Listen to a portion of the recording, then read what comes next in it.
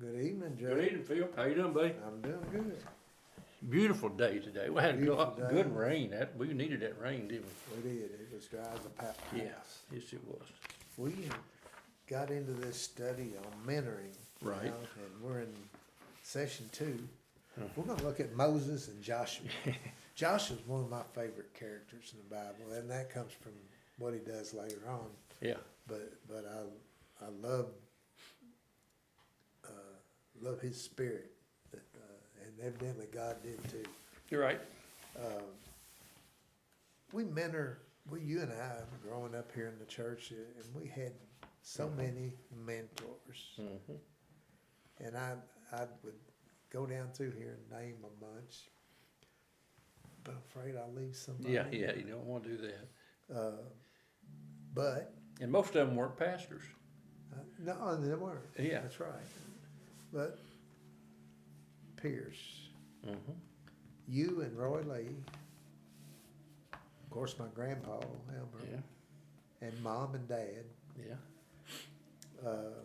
But some of our teachers, Raymond Jenkins, Yeah, you and I both right. talked about them. Right. Bill Borders Bill Borders. was a teacher of mine. Monty Bill Tab. Covert, Bill Tabb, and other church members, June Thurman, Yeah. Yeah. June Rout, Yeah. William Rout, Gus Condor, Yeah. Oh, yeah. Charles Turner. Earl Duggins, Charles Turner, Ray Copeland, Mm-hmm. All different. Buddy Patterson. He was quite a We're character. so rich, Yes. to have known them and had them mentoring us. And then the pastors that we had. Yeah. I think when I was a child, Dillard West All right. and Real Leroy quiet Grissom. and calm. Leroy Grissom. Leroy was a big mentor to Judy and I. He married Judy and I, and had a big influence on our life, in particular Judy's, because that's when her dad died when he was here. Yeah. And he talked to John quite a bit Yeah. before he passed away. Yeah. And then Randy Jones. Right. Of course, he come along after you had probably got married. Yes. Was Yeah. in school. But I'm so thankful for them. And there's probably others there that I Well, love. Wally was a great. It taught me, I think, more Wally Mantooth, maybe than some of the others did. There were certain ones of them were great pastors and could deliver a sermon. Others, like Wally, taught a lot. Yeah. And then there are others were great pastors as far as dealing with people in the community. They were all different. And I guess those three particularly stand out because of the time, the age that it right, was. right. The writer of this study said, who influenced you growing up? Mm-hmm. Well, it's not just one or two No. people. We had a lot of them. And of course, mainly our parents. Mm-hmm. His guy, his name was Wally. Right. And he was a youth pastor that he had during his younger years. And when he committed to the ministry, well, Wally helped him along, and he became his go-to guy, he said. Right. He would go to him for when he had questions about ministry or marriage or life or whatever. And he talked about how before he died, he'd come out to Nevada, where he was, and spent 5 weeks with him out there, and said just poured the experiences and wisdom on him for those 5 weeks. And he said he was a product of his mentorship. His ministry was. In the study today, we see how God used Moses to mentor Joshua, and he became a strong leader under God's direction and Moses' tutelage. Moses, he was a reluctant speaker. Yeah. He had started off, but he and God spoke to each other, and That lesson last week was good, and it pointed out some things about Moses that I really hadn't. I knew it but I makes hadn't- you think, Yeah. doesn't it, how special he was. relationships that he had with God. God chose him to be and had that special relationship with him. Well, we take our study today from Numbers, and it tells of the people of Israel wandering in the wilderness as God was preparing them to go into the promised land. And they were freed from slavery, but despite that freedom, the people repeatedly rebelled against God. And we know, we've talked about that several times, but God promised that rebellious generation is not going to enter in. Right.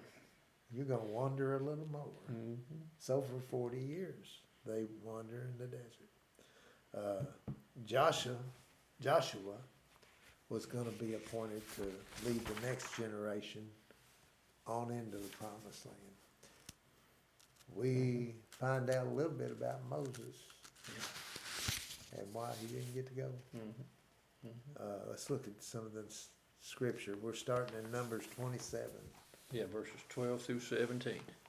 This is the Lord and Moses talking once again, Phil, and I can just see them. It's almost like they're sitting there side by side like you and I are, but we know it wasn't quite like that. But they were able to converse just like you and I would. Well, he said in the study last week, Said Moses talked to him face to face. Face to face. Then the Lord said to Moses, "Go up to this mountain of the Arabian range and see the land that I've given to Israelites. After you have seen it, you will also be gathered to your people, as Aaron your brother was." When the community quarreled in the wilderness of Zin, both of you rebelled against my command to demonstrate my holiness in their sight at the waters. Those were the waters of Meribah Kadesh in the wilderness of Zin. So Moses appealed to the Lord. "Lord, may the Lord, the God who has given breath to all, appoint a man over the community who will go out before them and come back in before them, and he will bring them out and bring them in, so that the Lord's community won't be like sheep without a shepherd." The first 3 verses here, the Lord reminds Moses of why he can't go into the promised land. Now we know, Phil, from other things that God had forgiven Moses, but just like us, even though God forgives us, sometimes there's consequences for things we do. Right. And Moses was going to have to pay the consequences for what he did. And what he did, Phil, the first time God told Moses to strike the rock for water to come out, that's what he told him to do. He said, strike the rock. And Moses did, and water came out. This last time he's talking about, God was upset with the people, and they were fussing and complaining about not having enough water. And God told Moses to speak to the rock. Well, Moses had been fed up with the people. "I'll show them. I'll speak to the rock. I'll speak to it with a stick." He took that stick and he hit that rock hard. And he disobeyed God. He didn't show them, as it says here, the holiness, and demonstrate my holiness in the wilderness. God wanted him to just speak to the rock to show how faithful and trustworthy God was. And Moses said, "These crazy people, I'm going to hit this rock hard." And God said after that, "You can't go into the promised land." So here Moses is telling,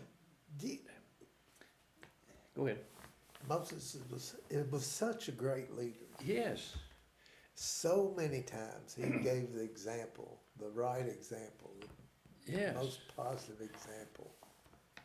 And we read about it time after time. And he has this one mess up. And it wasn't because he didn't have a reason to do it. I mean, sometimes we make excuses for why we do something. Moses was fed up with the people. You know he was. He'd been with them for 40 years almost.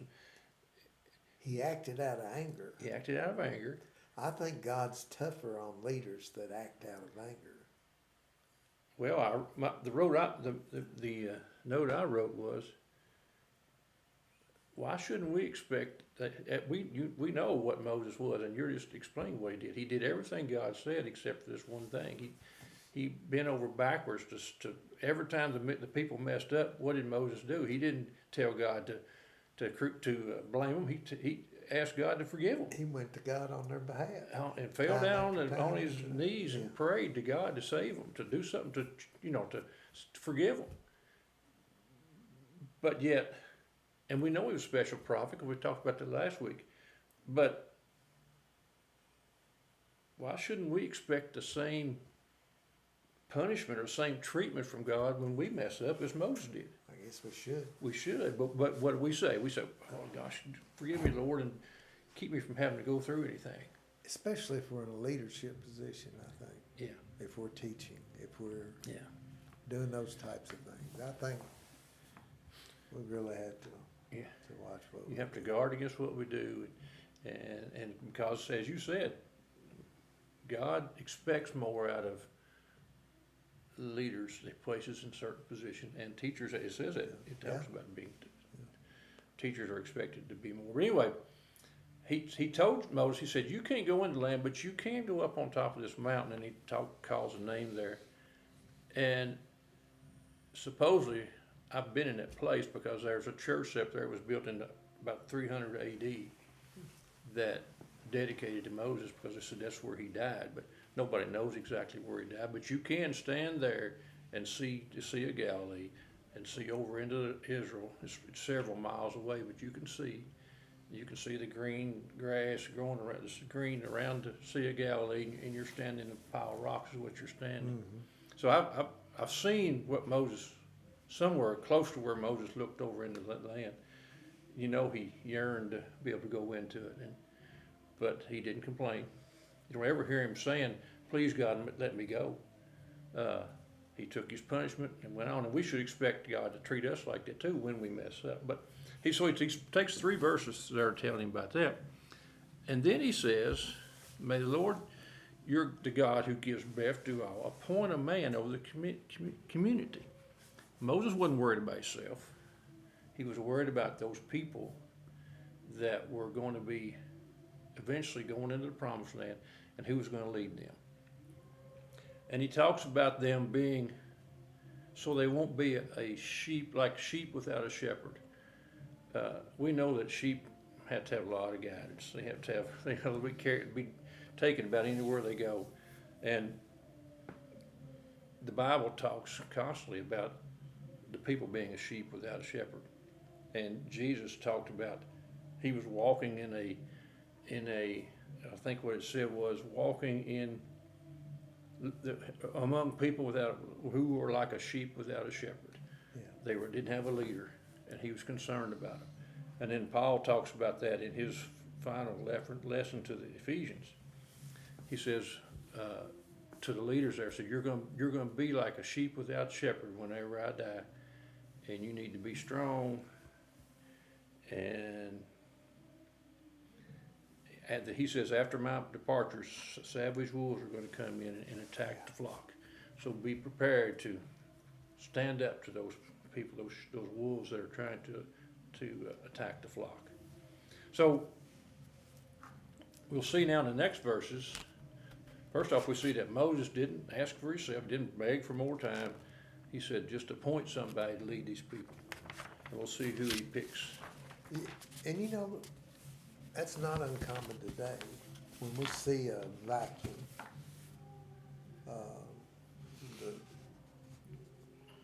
the wolves come in Mm-hmm. and to the flock. It's like a church when they lose a pastor, you know, that Right. a lot of times they'll be splitting off and going different places, that type of thing. In the next 18 through 20, says, the Lord replied to Moses, take Joshua, son of Nun, a man who has the Spirit in him, and lay your hands on him. Have him stand before the priest Eleazar and the whole community, and commission him in their sight. Confer some of your authority on him, so that the entire Israelite community will obey him. So here we see that Moses, when he made the request, he didn't request Joshua. He told God to choose a man, Yeah. didn't he? Yeah. And here is the Lord replying to Moses. Well, He's first talking- off, if you'd mentored somebody for 40 years, because Joshua became not second in command, became a servant of Moses right after they got into the promised land, right? Got into the wilderness. We see, he, as a young man, he was following Moses. I think Moses had several that he mentored. And, well, what about Caleb? Yeah, Caleb was, Joshua and Caleb both were pointed out. mhm, They both went in the promised land. We don't hear much anymore about Caleb, but at one point in time, he had the Spirit in him. mhm, mhm.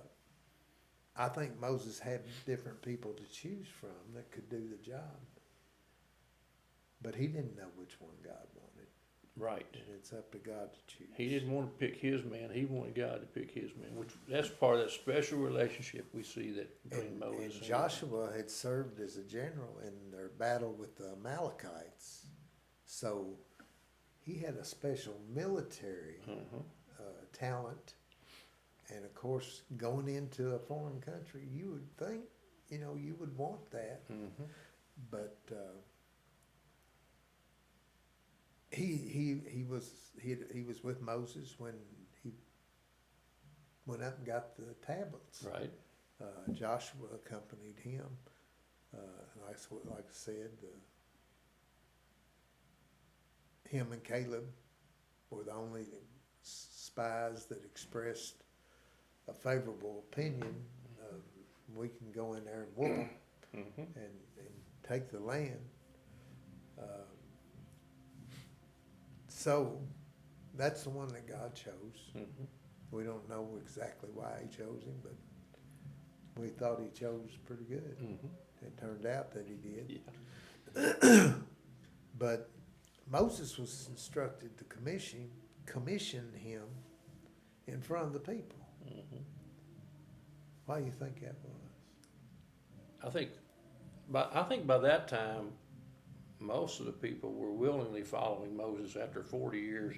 The people had quit having uprisings against him, and God wanted them to see Moses setting aside Joshua and approving of Joshua being in that position. I think it was important that Moses approve of that in front of the people. And I think, too, the fact that he says Eleazar is Right. involved. Of course, Eleazar is a Levite. Right. The high priest, come from the tribe of Levite. Moses was the high priest. Mhm. And evidently was a Levite. I think he was, because he served as a high priest's son. So here's Joshua. He's not a Levite. No, he He's can't not be of the that priest. tribe. So he can't be the priest. Mhm. So anyway, they pass this blessing on. We find that throughout the Old Testament. But stand before the priest, Eleazar, and the whole community, and it's like you're anointing him there, Mhm. commissioning him, sending him out. We do that sort of with missionaries. Right. Bring them down before the church. I think we're pray gonna do for that them. Sunday with the ones that are going to Ecuador. Gonna have And a commissioning ceremony for those Yeah. folks.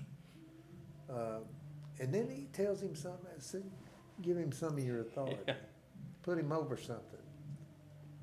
So him having the military experience, I think Moses planned to give him the military lead.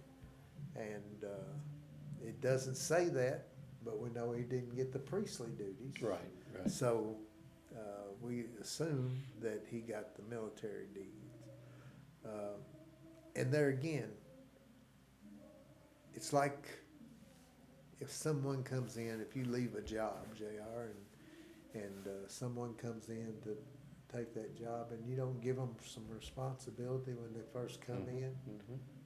what's that? Sends kind of a message that they might just be window dressing Right. and not be a person that can really do the job. So you had to do that. And it said, so the entire Israelite community will obey him. Here again, like you said, we were looking at a stiff-necked people who were prone to sin. They, like you said, they'd followed Moses for 40 years kind of got used to his leadership. Here Joshua is from the tribe of Ephraim, and Yeah. it's going to be different. So,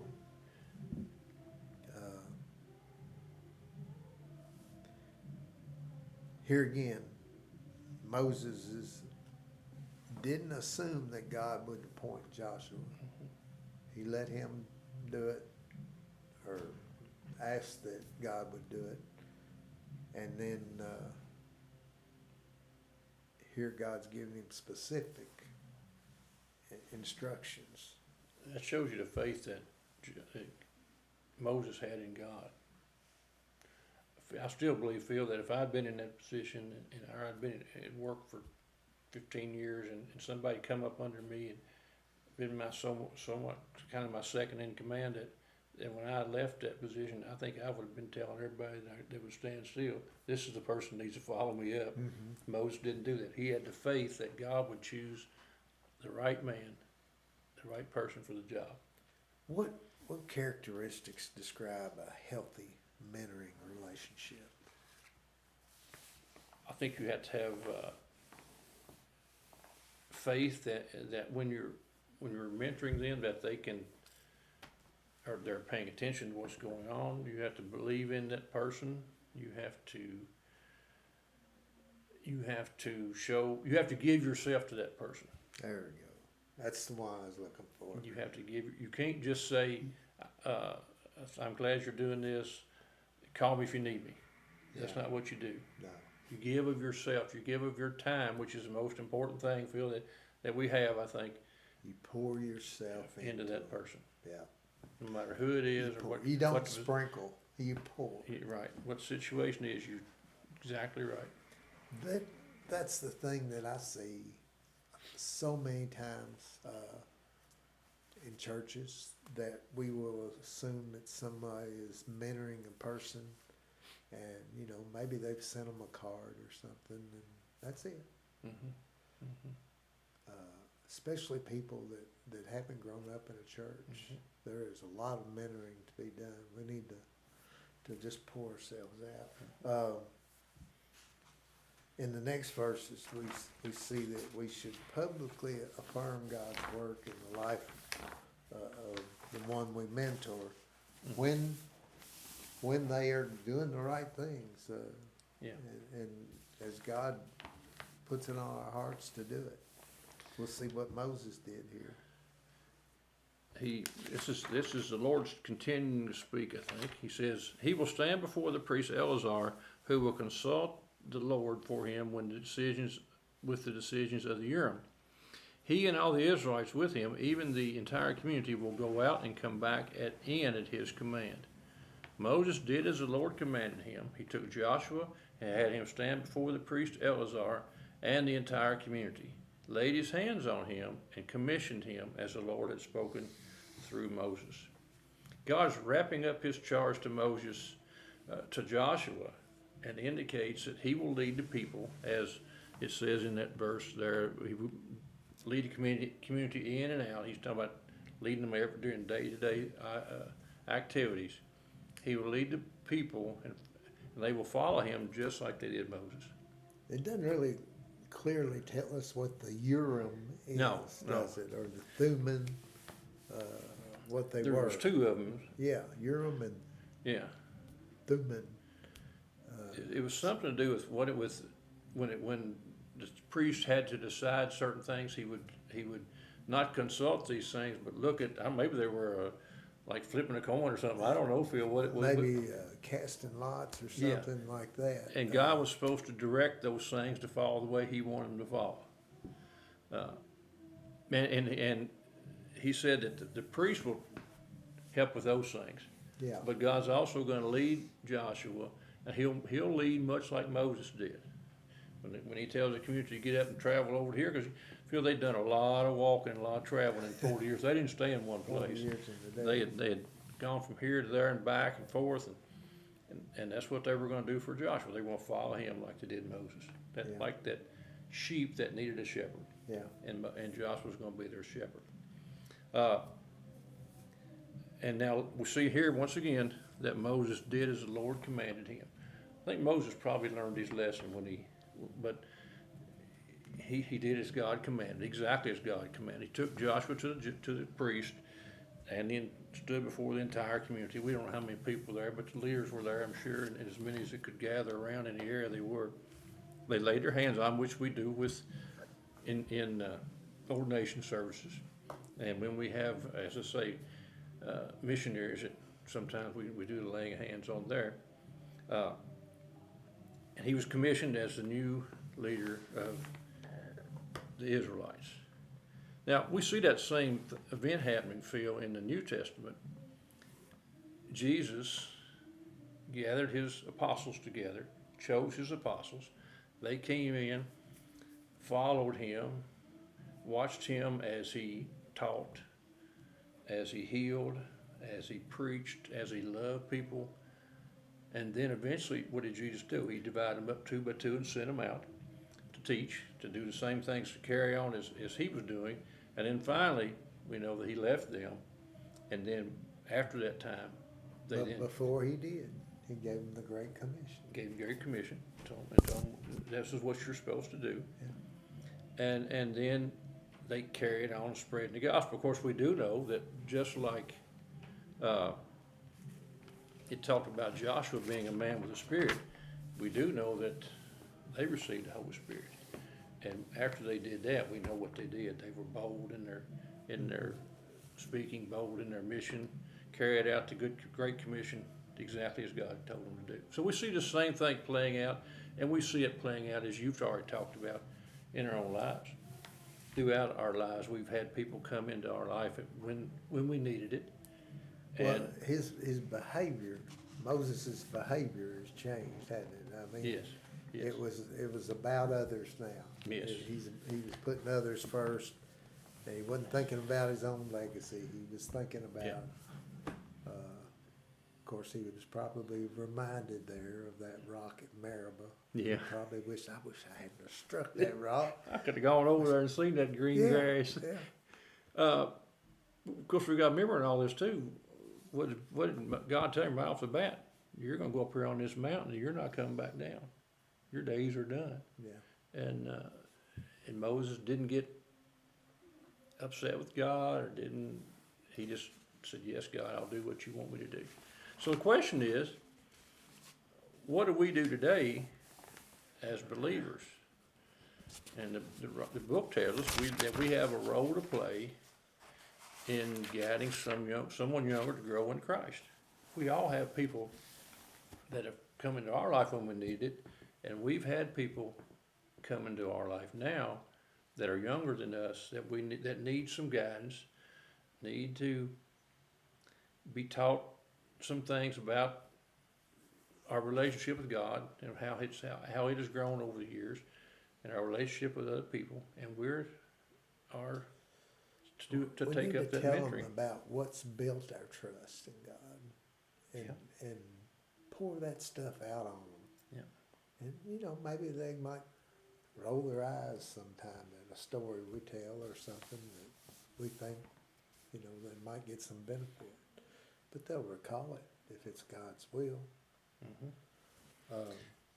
And in the church setting, we're talking about sometimes about people outside the church, people that don't even go to our church. But in a church setting, it's good for younger people in the church to hear leaders in the church talk about what's gone on throughout the years and what happened when a certain thing happened, and how you react to it. What do you do when things are not going like you think they are, but you trust God to be in charge? And you might think, well, I'm old, I'm at home, what can I do? Mm-hmm. Well, you can pray, for one thing. You can pray and seek God's direction regarding somebody that you might help and encourage. It means the world to people to know that someone's thinking of them. Mm-hmm. You never know what kind of day they're having, but if God puts it on your heart, maybe I'll give this person send them a card, send them a message. If you feel that in your heart, send the card. Mm-hmm. Pick up the phone and call them. everybody needs encouraged. Write a note to somebody you see that's beginning to grow and serve others in the community that's taking a position in the church or something, and just let them know that you praying for them, that you're supporting them, thinking of them, and believe that they will do well. And then help equip them. God promises that whatever He calls us to do, He will equip us. That was one of the things you talked about, Wally mentoring us. That was one of the things that he wouldn't say it every week, but several times over his ministry, I recall him saying, God was responsible for equipping us If He asked to you to do do His something, will, if you and could. He will do it, and He will do it. So most of us can look at an individual like Wally that we had, or the Wally that this writer of this study had, that played a critical role in our upbringing, our development. Hopefully that person was able to see some of their investment of time and investment of resources come to fruition, and seen some good things out of us as we were growing up. I think back on those guys, and Mom and my grandmother and different ones, that they poured their life into mine, and we got to do the same thing. Pour our time, our resources, and our prayers into other people. There's a comment here that we don't always like to do. It says, look for opportunities to include him or her as someone you're mentoring in your own activities. Oh, yeah. What do we do after church on Sunday? Well, you head out. We head out. Most of the time we head home. And we want the rest of the afternoon off. What if we had some young person in our church that we took out to eat with us sometime, that we just spent an hour with on Sunday afternoon,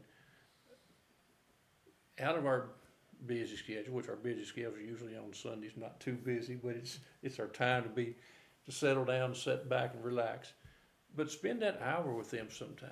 I think they would really appreciate that. I know they would.